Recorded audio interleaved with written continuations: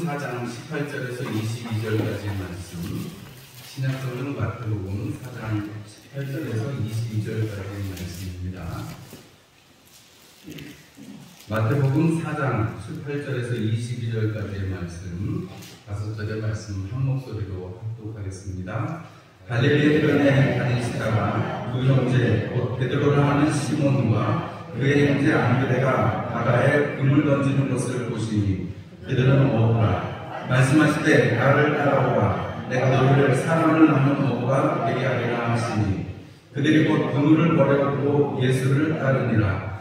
거기서 더 가시다가 다른 두 형제 곧 세베대의 아들 야고보와 그의 형제 요한이 그의 아버지 세베대와 함께 배에서 금을 굽는 것을 보시고 부르시니 그들이 곧 배와 아버지를 버려두고 예수를 따르니라. 아멘. 우리 말씀을 듣기에 앞서서 잠시 묵상하고 또 하나님 앞에 서원하시는 시간을 갖도록 하겠습니다.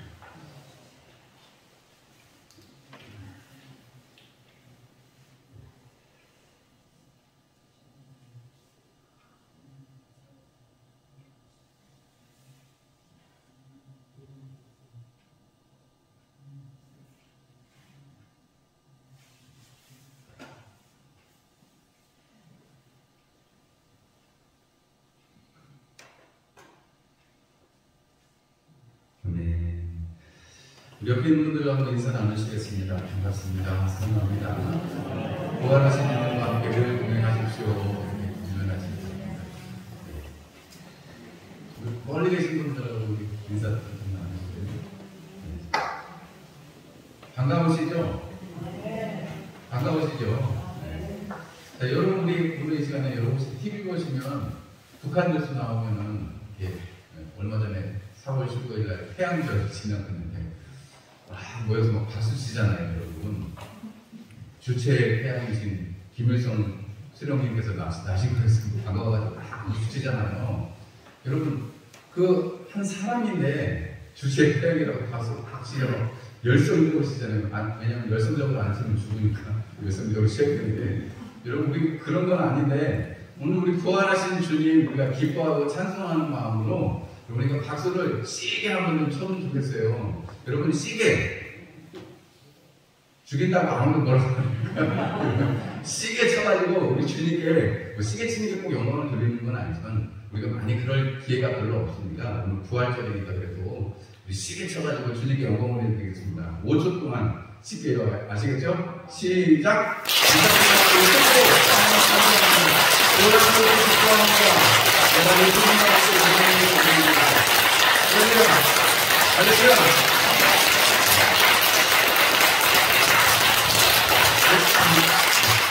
이렇게 치시면 다 사양입니다. 아버지 탄감. 아주 시계 치셔야 되는데 우리는 그렇게 연습이 안 돼 있어가지고 그런데 그래도 잘하셨어요. 늘 우리가 이렇게 주님께 찬송을 불러가지고 박수 치면서 우리 시편에 박수 쳐서 주님께 영광을 올려드려라 이런 소리가 있는데 손뼉 쳐라 그러는데 손뼉 치면 하나님께 영광을 올려드려서 좋고 여러분 왜 손뼉 치면 장기가 이렇게 반응이 돼서 몸에도 좋다잖아요. 박수 많이 치시기 바랍니다. 주님께 찬송을 박수를 쳐서 그렇게 주님께 영광을 올려드리시기 바랍니다. 어떻게 박수 좀 치시니까 몸이 좀 뜨거워지셨어요? 네. 집에서도 이렇게 거울 보시고 하나님 찬송하시고 박수만 치지 마시고 하나님께 고백도 하시고 찬송도 부르시고 아니면 혼자서 막 부흥회도 하시고 그러면 좋겠습니다. 이제 코로나도 끝날지 어쩔지는 모르겠지만 하여튼 내일부터는 이제 실외에서는 거리두기가 없어진다니까요. 모든 제한들이 해제가 된다니까 여러분 아직 다는 아니지만 그래도 한 절반쯤은 온 거 아닌가 싶습니다. 그래서 여러분 하나님께서 이렇게 인도해 주시는 것 감사드리고 또 여러 가지 또 안 좋은 소식들도 있어요. 어떤 분들은 코로나 바이러스가 몸에서 7개월 동안이나 살아있대요. 그래서 코로나 증후군이라고 코로나 끝나고 7일 격리 끝난 다음에 기침 나거나 가래 나가는 게 오래되는 분들이잖아요. 어떤 분들은 7개월 동안도 바이러스가 검출되는 분들도 있고 그리고 또 지금 변이 바이러스도 나온다고 그러는데 지금 60세 이상 또 4차 맞으시잖아요. 이런 여러 가지 일들이 있습니다. 그러나 여러분 이런 것에도 불구하고 시간도 어차피 흘러가고 하나님께서 이에 힘도 능력도 주시리라 믿습니다. 여러분 오늘 부활절 맞아서 오늘 함께 은혜 받으실 말씀은 마태복음 4장 18절에서 22절의 말씀으로 예수를 따르니라 라는 제목으로 함께 말씀을 나누려고 합니다. 예수님께서 제자를 부르시는 이 일을 통해서 예수님께서 하시는 일을 시작하시고자 합니다. 제자를 부르시면서 제자들과 함께 이제 그 일을 하시려고 하는 거예요. 그냥 혼자서 하실 수도 있는데 여러분 제자들을 부르신 이유는 무엇일까요? 예수님이 죽으시고 그리고 부활하신 다음에도 또 혼자 하실 수도 있는데 하나님 나라에 가셔서 우리 부활 처소를 예배하러 가셔야 됩니다. 또 예수님은 예수님대로의 스케줄이 있으시고 이 땅은 적어도 사람들이 살고 있는 이 땅은 70, 80, 강건하면 100까지 살 수 있는 그 인생이 우리가 주님 오실 때까지, 주님의 심판 때까지 하나님께서 우리에게 맡겨두셨기 때문에 그렇습니다. 아직 사단의 권세 아래에 있지만 주님께서 완전하게 심판하시고 주님의 나라를 다시 이 땅에 임하게 하실 그때까지는 하나님께서 우리의 손에 맡겨두시는 것입니다. 그러니까 예수님을 따르는 이 일은 이 베드로와 안드레와 야고보와 요한에게만 있는 것이 아니라 지금도 우리에게 있어지는 것이고 우리가 지금 이 순간에도 그렇게 하나님과 함께 동행하며 주님을 따르는 그러한 순간이 되어야 하는 것을 말씀하고 있는 것입니다. 여러분 오늘 이 말씀을 따르는 이 내용을 보면 여러분 예수님께서 부르시는 자리는 어디 먼 데서 어디 뭐 저기 산골짜기에서 기도원에서 부르실 때도 있겠지만 여러분 오늘 예수님께서 베드로와 안드레 그리고 야고보와 요한을 부르시는 자리는 어디예요? 그물을 치고 있거나 그물을 깁고 있는 자리지요. 여러분 천국은 언제 오신다고 했어요? 밭에서 매를 갈다가 여러분 여러 가지 자기 생업의 현장에서 있다가 이루어집니다. 여러분 우리가 만약에 어디 특별한 데를 가야지만 은혜를 받을 수 있다고 그러면 여러분 그럼 우리는 맨날 거기 막 문지방이 정말 닳도록 다녀야 될 거예요. 그런데 여러분 우리 주님께서 우리를 부르시고 또 우리에게 은혜를 주시는 현장은 늘 우리의 이렇게 삶의 현장에 있다는 사실을 꼭 기억하시기 바랍니다. 예수님께서 우리를 따르라고 부르시는 현장은 우리의 삶의 현장입니다. 여러분 모세가 양을 치고 있을 때 주님께서 부르셔서 가서 네 민족을 구원해라 이렇게 말씀하셨어요. 엘리야가 엘리사를 부를 때 보면 엘리사가 소를 가지고 밭을 갈고 있을 때 뭐 훌륭한 일을 하고 막 두 손 막 들고 막 통성기도 하고 있을 때 부르신 게 아니고 밭을 열심히 갈고 있는데 엘리사야 너를 하나님께서 부르신다 해가지고 엘리야가 그를 취하고 엘리사는 엘리야를 붙쫓아서 끝까지 올라가서 이 두루마기가 떨어질 때까지 쫓아가가지고 그 대를 이어서 사역을 감당할 수가 있었습니다. 여러분 우리가 이제 마태복음에도 이제 뒤에 이제 나오겠지만 마태가 어디에 앉아있을 때요? 세리로서 세관에 앉아있을 때 주님께서 부르셨습니다. 그리고 이 안드레와 베드로와 야고보와 요한도 마찬가지입니다. 그들의 생업의 현장에 물고기 그물을 치고 있을 때, 그물을 깁고 있을 때 그들을 부르시는 것입니다. 여러분 삶의 현장에서 주님께서는 우리를 늘 부르십니다. 나를 따라오라고 부르시는 거예요. 내 뒤만 졸졸졸 쫓아와라 이렇게 주님 말씀하십니다. 여러분 나를 따르라, 내 뒤에 따라와라 라는 것입니다. 여러분 옛날에 제자를 삼을 때는 보제라고 그러죠. 그래서 같이 스승하고 생활하고 스승에게서 배우는 것입니다. 지금처럼 학교에서 책을 배우는 게 아니고 옛날에는 현장에서 배우는 거잖아요. 그러니까 예수님께서 나를 따라오너라 하는 것은 마치 옛날에 도제 방식으로 선생님이 제자들을 직접 가르치고 하는 것처럼 이렇게 뭐 하다가 못하면 탁 때리고 이렇게 하는 거야 이렇게 하듯이 그렇게 하시려고 부르신다는 거예요. 그래서 예수님께서 이 제자들을 부르실 때 그 삶을 통해서 예수님이 하시는 모습과 예수님의 그 모든 삶들을 배우게 하셨다는 거죠. 아니 예수님 눈물 흘리셨습니다. 예수님 배가 고프셨습니다. 예수님 피곤하셨어요. 여러분 예수님 화장실 가시고 싶으셨을까요? 안 가시고 싶으셨을까요? 예수님도 화장실 가셨을 거예요. 그죠? 아니 이건 틀림없는 사실입니다. 왜냐하면 예수님은 육신을 입고 이 땅에 오셨으니까 예수님이 먹고 싸고 흘리고 뭐 다 똑같이 하셨다는 거예요. 그럼에도 불구하고 예수님을 하나님의 아들이라고 고백할 수 있고 그 예수님을 통해서 하나님의 구원이 나에게 이루어졌구나. 우리가 이 복음을 가지고 죄의 권세에서 우리를 깨뜨리신 그 복음을 가지고 우리가 나가서 살아야 되겠구나. 가서 전해야 되겠구나 하는 그 열심이 어디서 생긴다는 거예요? 여러분, 그분이 바로 참 사람이자 참 하나님이신 바로 예수 그리스도라는 사실을 우리를 위해서 하나님의 어린 양으로 오신 분이라는 것을 제자들이 그 삶을 통해서 믿어졌기 때문에 그런 것입니다. 어느 날 갑자기 뚝 떨어져서 멀리 있는데 막 훌륭해 보이고 멋져 보여서 그렇게 믿은 게 아니고, 오늘 성경의 말씀을 보면 예수님께서 부르시고 그들을 계속해서 사역의 현장에서 함께 데리고 다니시면서 그들에게 말씀하셨던 것을 볼 수 있습니다. 예수님이 부르신 목적은 딱 단순합니다.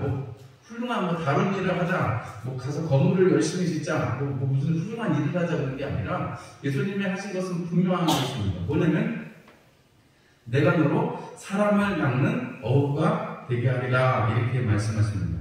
사람을 낚는 어부, 지금 물고기를 잡으려고 그물을 치고 있는데 그 물고기를 잡듯이 사람을 낚는 어부가 되게 하겠다는 거예요. 예수님께서 안드레와 베드로에게 사람을 낚는 어부가 되게 하리라 라고 이렇게 명확하게 어떤 문장으로 말씀을 하시고 그들에게 말씀을 하셨는데, 야고보와 요한에게는 그냥 그들을 부르셨다라고만 기록이 되어 있습니다. 무슨 말씀을 하셨는지는 모르지만 이 안드레와 베드로에게 한 이야기하고 많이 다르지 않은 것 같아요. 얘들아 와라, 나랑 같이 하자, 이 얘기를 하셨을 건데, 여러분, 예수님께서 부르시는 이유는 이들을 통해서 하나님의 일을 하시고자 하는 것입니다. 우리가 지금 성경에 이 마태복음에는 이런 기록으로 되어 있지만 누가복음에 보면 이미 베드로는 예수님하고 되게 친한 사이였다는 것을 알 수 있습니다. 누가복음 4장에 보면 이미 시몬의 집에서 유하시러 가셨다가 거기에서 베드로의 장모를 고쳐주시는 장면이 나오거든요.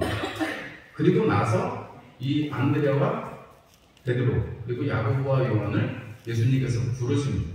이미 친해가지고 그 베드로네 집에 가서 숙식을 하실 정도로 예수님이 친분은 있으셨어요. 그런데 예수님께서 이제 따로 구별해서 이 안드레와 베드로와 야고보와 요한을 부르시는 것은, 그리고 이 장면을 이 마태가 기록하고 있는 것은, 여러분, 우리가 교회는 그냥 문지방 되게 와서 탁 찍고 갈 수 있습니다. 그런데 여러분, 예수님께서 제자로 부르시는 것은 하나님의 일을 맡기시려고, 사람을 낚는 어부가 되게 하시려고 우리를 부르셨다는 것이 오늘 성경의 기록입니다. 여러분, 우리가 다 목사가 될 수 없고 다 선교사가 될 수 없습니다. 그럼 우리가 이 말씀을 들을 때에 지금 제가 말씀드린 것처럼 베드로와 안드레와 야고보와 요한이 예수님하고 이미 친분이 있었고, 야, 예수님 참 훌륭한 랍비야, 예수님의 가르침은 정말 힘이 있구나, 예수님이 기도해 주니까 병든 것도 낫는구나, 이런 경험이 많이 있었다는 거예요. 그런데도 불구하고 베드로와 야고보와 이 요한과 안드레를 부르시는 이 장면을 보면 누가복음의 기록에는 이 장면에 앞서서 예수님이 먼저 이 배가 두 척이 있는데 그 중에 한 척에 오르셔가지고 사람들에게 말씀을 증거하십니다. 말씀을 증거하시고 나서 예수님께서 그물을 내려가라 이렇게 얘기하니까 베드로가, 우리가 밤새도록 했는데 한 마리도 못 잡았어요. 잘 못 잡았는데 우리가 말씀에 의지해서 그물을 내려보겠습니다. 그래서 그때 물고기를 많이 잡는 장면이 나오거든요. 그 장면 후에 예수님께서 이렇게 베드로와 안드레를 부르시고 야고보와 요한을 부르시는 것입니다. 아주 특별한 경험을 하긴 했습니다. 그러나 예수님께서 그 전에도 계속 말씀하시고 예수님의 그 가르침, 그 말씀에 이 둘의 마음이, 이 넷의 마음이 움직여지지 않았더라면 이렇게 따로 또 순종하지는 않았을 것입니다. 여러분, 우리의 마음속에 늘 다가오는 말씀이 있습니다. 우리를 붙들어주는 말씀이 있습니다. 제가 이렇게 한 30분 설교를 하더라도 여러분 안에 부딪혀오는 말씀이 있고 또 그냥 기억이 나지 않고 흘러가는 말씀도 있을 것입니다. 그런데 여러분, 그 말씀이 뿌리가 내려서 여러분 씨앗을 내고 그리고 싹을 틔워서 열매를 맺기까지는 많은 시간들이 필요한 것이고, 여러분 어떠한 계기가 필요하다는 것을 알 수가 있습니다. 여러분, 예수님께서 전적으로 이제 주님을 쫓는 일에 버려두고 쫓는다잖아요. 자기들이 가지고 있던 걸 버려두고 쫓았대요. 버린다는 것은 이제 내 거 아니야 라는 거거든요. 여러분, 이런 일을 할 수 있는 것은 바로 그들의 사람을 낚는 어부가 되게 하시려고 하시는 것입니다. 그리고 이것이 강압적으로, 야, 우리 아까 박수 칠 때 그랬습니다만, 야, 너 안 따라오면 죽어, 이렇게 예수님이 이게 무슨 나와 바리를 챙기듯이 자기 식구를 챙기듯이 조직을 만드시려고 하는 게 아니고 예수님이 나를 따라오너라. 내가 너를 사람 낳는 어부가되가 아니라 그냥 이렇게 하는 그 말씀뿐이죠. 도전이에요. 도전이고 거기에 순종하는 것을 통해서 그의 마음이 움직이는 것을 통해서 자발적으로 내가 하겠습니다. 내가 그렇게 가겠습니다 하는 거죠. 지금 그물과 배를 버려두고 그리고 부침과 배를 버려두고 갈 수 있는 힘이 어디에서 생겨요? 안 가면 안 되겠구나. 지금 내가 그전에도 예수님이랑 관계가 좋았다니까요.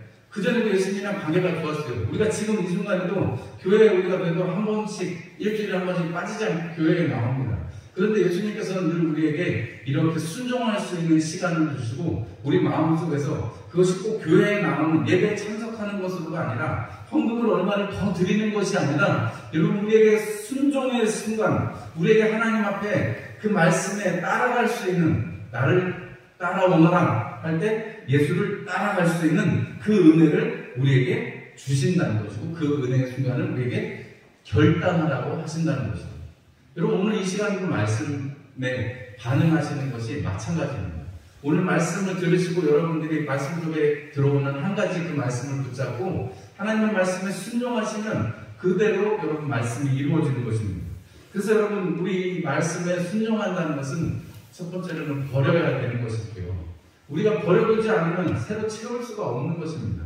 지금 그물을 내려두고 배를 내려두고 그리고 부치를 내려두고 갑니다. 이거 여러분 한마디로 표현한다면 육체적인 것이고 육적인 것이고 우리가 드러난 형식적인 것이겠죠. 그러나 여러분 이것을 버리지 않는다면 영적인 눈은 뜨여지지 않는다는 것입니다.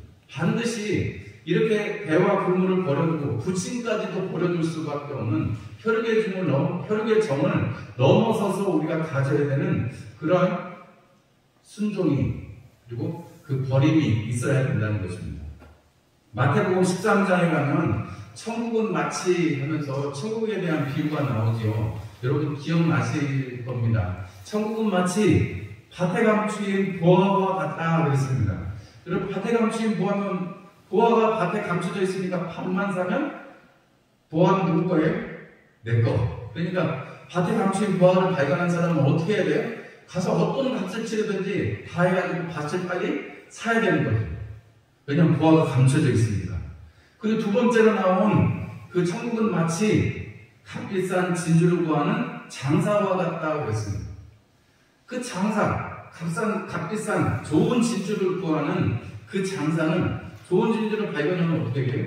야, 이거 내가 팔아서 더 좋은 이익을 남겨야 되겠다 싶으니까 어떻게 해요? 가서 더 큰 비용을 지불을 하고서라도 그 좋은 진주를 사게 된다는 것이고요. 그리고 마지막으로 주신 그 비유가 뭐냐면 물고기를 모으는 그물. 그래서 천국은 마치 물고기를 모으는 그물과 같다. 그래서 그것이 좋은 것은 담고 나쁜 것은 버린다. 이런 의미로 쓰이고 있습니다. 그래서 천국에 대한 여러 가지 의미를 담고 있는 이 비유를 통해서 마태가 오늘 이 예수님을 부르는 장면부터 시작해서 계속해서 끝까지 예수님께서 마지막 우리에게 하늘과 땅의 모든 권세를 내려주셨으니 그러므로 너희는 가서 제자를 삼아라 하는 그 말씀을 주시기까지 예수님께서 우리에게 하시고자 하는 말씀이 뭐예요? 회개하라. 하나님의 나라가 너에게 가까이 왔다는 그 말씀부터 시작해서 내가 너희와 함께 하겠다라는 그 약속이 이루어지기까지 하나님의 말씀이 우리가 가운데 이루어진다는 것은 바로 순종이라는 것입니다. 그것은 자발적으로 하나님 앞에 내 것을 버리고 여러분 십자가를 지고 여러분 주님 앞에서 새롭게 되는 그것만 가능한 것입니다. 여러분 우리 고린도서 5장 17절 말씀에 누구든지 그리스도 안에 있으면 새로운 피조물이라 이전 것은 지나갔으니 보라 새 것이 되었도다 말씀하십니다. 여러분 우리가 주님 안에서 버릴 때 거기에서 비로소 주님께서 채워주시는 것들을 경험하게 되는 것입니다. 그물을 버렸지만 배를 버렸지만 육신의 아버지를 내버려 두었지만 여러분 주님께서 거기에서 채워주시는 것을 경험하시게 되는 것입니다. 제 바로 아래 동서가 지금 몽골 선교사가 있잖아요. 우리 교회에서 돕고 있는데 아버님 목사님이 좀 이제 많이 안 좋으세요. 근데 멀리 이 몽골에 가 있으니까 그냥 마음만 애달픈 거예요. 그냥 뭐 응급실에 가셨다 오늘 내일 하신다 이런 소리 들으면 마음만 애달픈데 또 회복하셔서 퇴원하셨다 이렇게 되면 조금 안심이 됐다가 다시 조금 안 좋으시네 이러면 또 마음이 애달픈 거예요. 근데 사모하고 이런 이제 통화나 이런 얘기 하는 걸 제가 듣습니다. 근데 여러분, 그럼에도 육신의 정으로 볼 때는 어떻게 보면 가시는 모습을, 마지막 모습을 못 볼 수도 있지만, 여러분, 그럼에도 불구하고 하나님의 은혜 가운데 있을 수 있다는 것은 여러분, 참으로 하나님께서 우리에게 말씀하시는 이 부르심이라는 것이 대가를 버린다는 것이 어떤 것인지를, 또 그것을 통해서 우리에게 새롭게 얻어지는 것이 어떤 것인지를 말씀하고 있다는 것을 우리가 알 수 있습니다. 그래서 이 예수님께서 부르시면 그 반응은 뭐예요? 제자들이 예수님을 따라가는 거예요. 안드레와 베드로가 그랬고 야고보와 요한이 예수님을 따라갔습니다. 뒤따라간다는 거예요. 예수님의 그 십자가를 지고 뒤쫓아가는 것입니다. 여러분, 예수님의 제자로 산다는 것은 여러분 복음을 전도하고 예수님과 함께 삶을 살고 예수님의 은혜를 누리는 것입니다. 지난 주간에 우리 그 이기도 선교사님 장인어른이 소천하셔서 그 목사님이셨는데 공주에 다녀왔습니다. 이렇게 장례가 나고 이제 들어와서 이제 선교사님은 그렇게 하고 이제 우리 아내 되시는 선교사님 좀 미리 들어오셔가지고 이렇게 인종을 잘 지켜보고 했는데,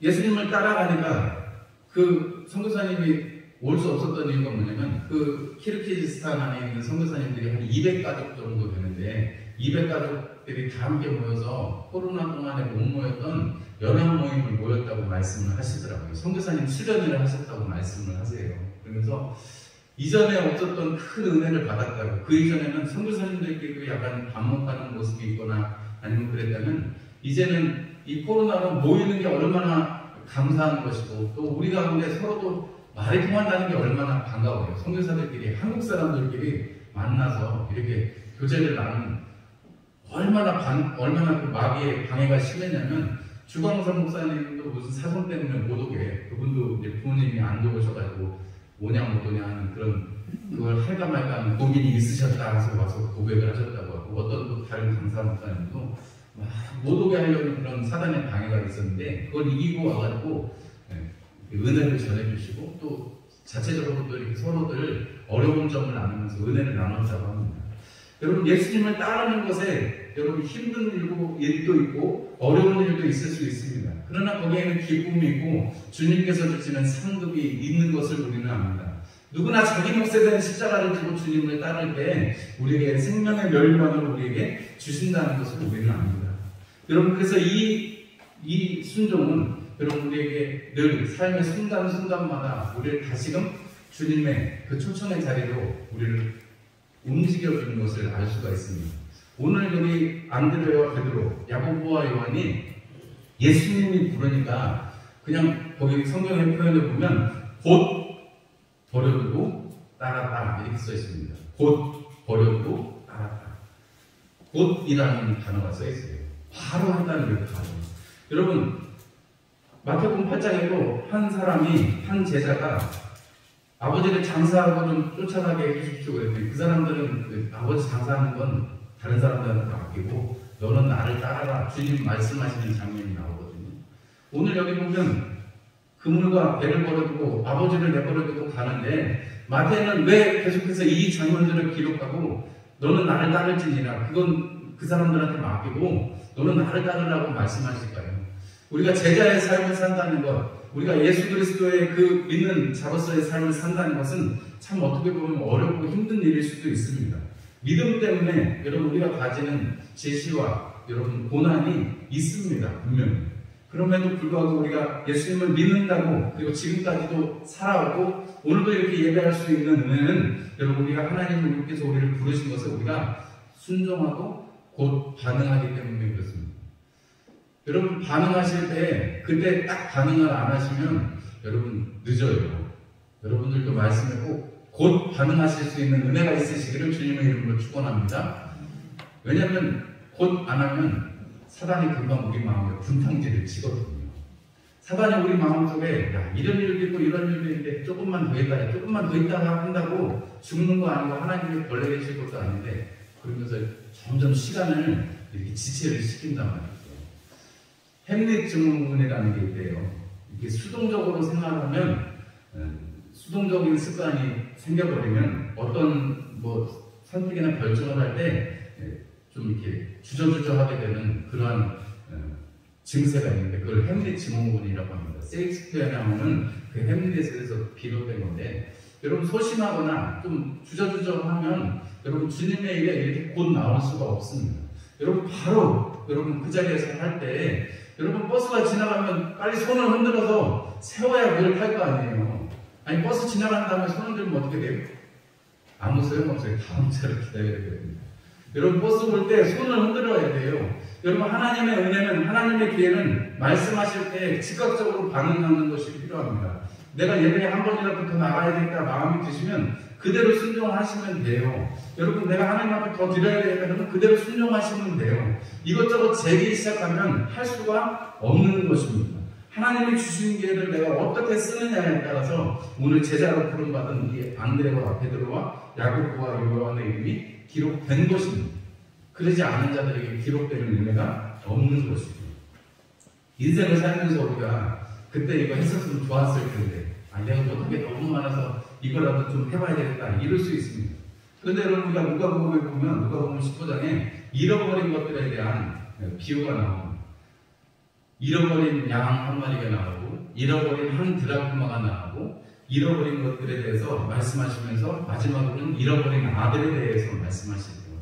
여러분 그 잃어버렸다는 것은 영혼에 관한 것이고 정말 우리가 가치를 둘 수 없는, 바꿀 수 없는 것에 관한 이야기입니다.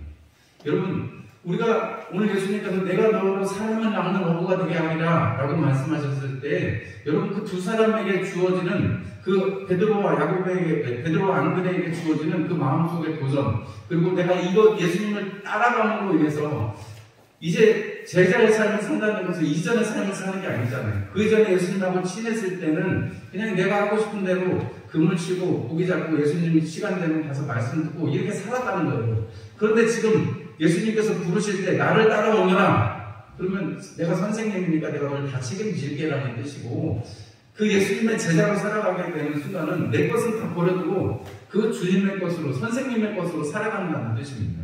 여러분들에게 이런 은혜가 있으시기를 축원합니다. 내 힘으로 살면 힘들어요. 하나님이 주시는 힘으로 살면 여러분 내가 10개 하고 50개, 60개 하고도 남는 힘이 있을 수 있습니다. 그럼 우리가 우리 마음만 가진 것 갖고 사람들한테 나눠주면 여러분 10개 가지고 한 사람 한 사람 줘봐야 10사람밖에 못 줘요. 그런데 여러분 우리의 마음을 하나님 앞에 10개를 다 드리잖아요. 하나님께서 적어도 20개를 주시고 갑절의 은혜를 주시고 여러분 100배, 60배, 30배의 결실을 주시니까 우리의 마음을 하나님 앞에 드리고 하나님을 따르겠습니다라고 하는 순간에 여러분 우리 이미 적어도 2배니까, 제일 작은 거니까 2배니까 갑절이니까 여러분 마음 20개가 생기면 20사람한테 나눠줄 수 있는 거예요. 어떤 게 이득이세요? 여러분 예수님께서 나를 따라오너라 했을 때 그 따름에 순종하는 게 이득이에요? 아니면 불순종하는 게 이득이에요? 오늘 만찬의 말씀 가운데 우리가 순종하는 것이 안식이요 하나님의 말씀이 이루어지는 것이다 이런 말씀을 드렸습니다.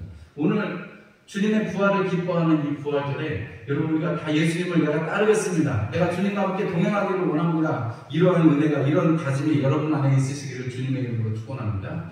여러분 안에 하나님의 말씀, 하나님의 그 은혜, 하나님의 사랑이 가득하고 그것이 우리를 움직여가면 우리는 틀림없이 주님의 나라에 있는 자들이 될 것입니다. 그래서 히브리서 말씀에는 안식에 들어가 있다라고 말하는 것입니다.